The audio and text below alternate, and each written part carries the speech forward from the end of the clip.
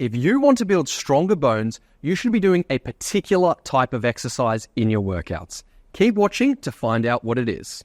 Hey, it's Brody and Ollie, and we are physiotherapists who are experts in exercise for adults 55 plus. And one of the big goals for many of our clients is improved bone density. That's right, Brody, especially amongst women who, after menopause, have a reduced bone mineral density due to hormonal changes. So keep watching this video to discover a key ingredient to improve your bone density. Now, a lot of people think our bones are just like scaffolding, there to hold up our body, but not to do much else. But this couldn't be further from the truth. Our bones are amazing. They have an important role in blood cell production. They are a key storage site for minerals like calcium. And of course, they protect our vital organs like our brain. But the best part is that bones are adaptable. Take Bev, for example. She came to us with osteoporosis, but with consistent exercise, she was able to improve her bone mineral density and boost her confidence to lift heavy objects. Take this example of Bev lifting her own body weight, 48 kilos. Post-menopause, lower estrogen levels can have a negative impact on bone mineral density. And that's why exercise like strength training is so important to mitigate that decline and potentially improve your bone health. However, there is one type of exercise that's often forgot about, and that is impact exercises like jumping.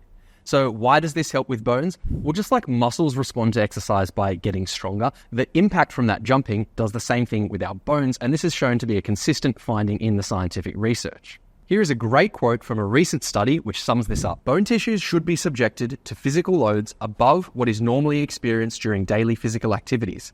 The high mechanical loads lead to thickening of cortical and trabecular bone, effectively strengthening the bone structure. Therefore, with impact exercise, you will have stronger bones and less chance of fractures.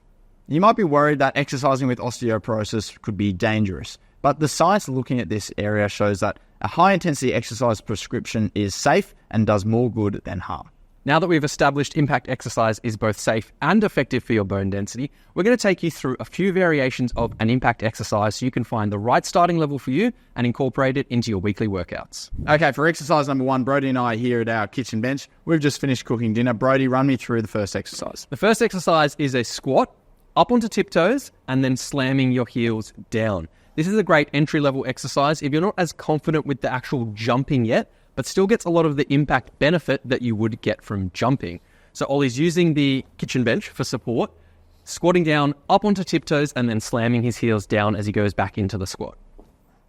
So for this one, all I'm thinking about is getting right up onto my toes, and then imagining I'm crushing an egg underneath my heel. So squatting down, up onto the toes, and smushing the egg. All right, now if that one's too easy, you're going to want to check out exercise 2. Okay, now we're going to try and increase the impact that we're getting on our bones by adding some air time. So Brody's going to hold onto the kitchen bench, and now he's actually going to try and get his feet off the floor so he can increase that ground reaction force, which is what's going to stimulate the bones to become stronger. So Brody is holding on, and he's doing that same movement, squatting down and trying to really push up and touch his head towards the ceiling. Now, to make it even more effective for your bones, if you can tolerate it, Brody's going to show you an arm-assisted jump. So now he's really going to use his arms to push up off the bench and get a higher jump like you can see him doing there.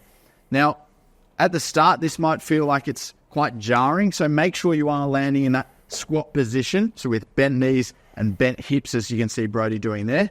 But as you go over time, if you can tolerate it, we want to really feel a solid thud with the ground, okay? So you're trying to land nice and forcefully. Okay, so that's exercise 2. Let's get on to exercise 3. Okay, the next version of the exercise we're going to show is the hardest version for today, which is jumping off of a step.